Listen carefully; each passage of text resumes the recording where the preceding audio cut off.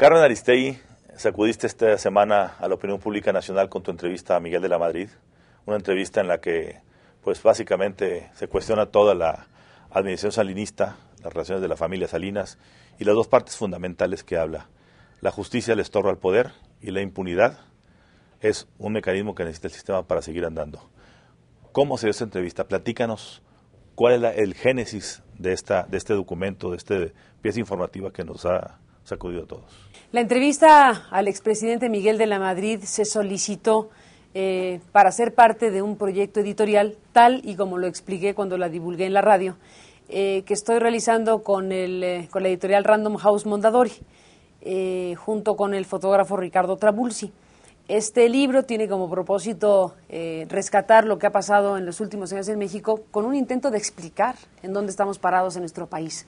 Estamos frente a una situación muy delicada en México, muy confrontada, crisis sobre crisis, la violencia, la crisis política no resuelta, en fin, todo lo que hoy tenemos en México y serios cuestionamientos que debemos hacernos como sociedad de lo que nos ha pasado en esto que hemos llamado la transición democrática. El eje del libro, del proyecto, tiene que ver con preguntarnos si la transición democrática se logró, si se fracturó, si es fallido todo lo que tenemos hoy a la mesa, si es irremediable nuestra condición política y social, que es disfuncional a todas luces. Y frente a estas preocupaciones compartidas por millones de personas en este país, surgió la idea de ofrecer muchas miradas de los protagonistas de los últimos años, precisamente bajo este paraguas.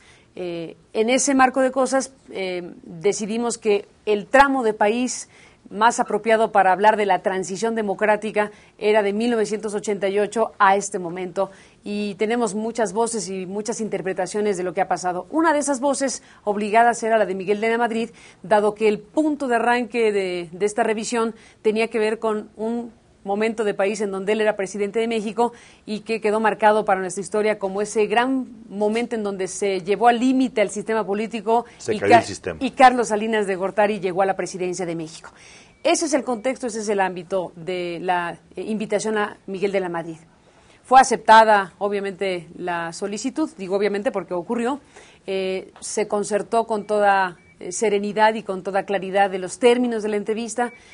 Tan es así que la realizamos en su propio domicilio en Coyoacán. ¿Con quién pactaste esa entrevista? Con su asistente personal, la de toda la vida, que tiene pues acompañando a Miguel de la Madrid desde la campaña presidencial de Miguel de la Madrid. ¿Cuánto tiempo tardaron en darte la entrevista, en decirte del tiempo que la pediste a que te la dieron? Tuvimos dos momentos en que solicitamos esta entrevista. En la primera ocasión la solicitamos en el mes de enero. Estamos solicitando varias entrevistas, entonces las agendas no son fáciles de estos personajes, entonces había que acoplarlas. Tuvimos una primera solicitud en el mes de enero a través de un participante en este proyecto, que es Gabriel Martínez. En ese momento se nos dijo que no tenía posibilidades de darnos esa entrevista. No sé, no tengo el dato preciso si él hizo la llamada a esta asistente personal de la Madrid o lo hizo en otro ámbito que no fue muy eficiente para efectos prácticos, y dejamos pasar el tiempo en lo que organizábamos otras entrevistas que hemos realizado.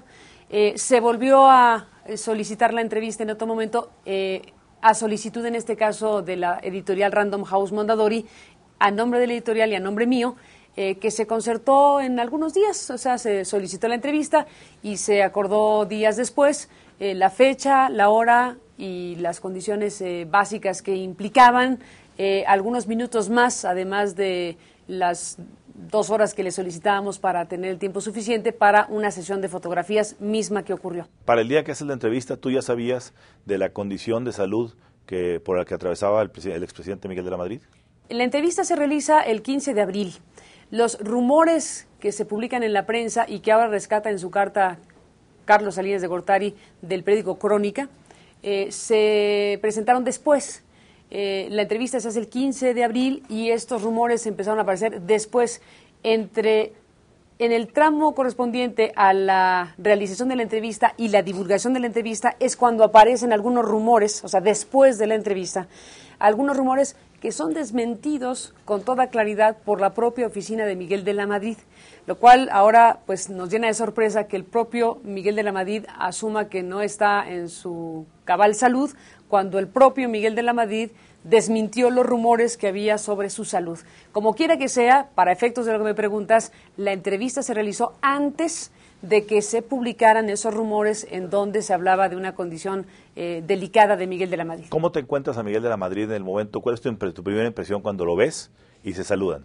¿Qué tipo de hombre ves? ¿Qué personaje ves ahí contigo? Es un hombre que está cansado, es un hombre que no está bien, tiene problemas respiratorios, un hombre amable, un hombre dispuesto a la conversación. Tan es así que duramos hora y media sentados uno frente al otro y después los 20 minutos que duró la sesión fotográfica.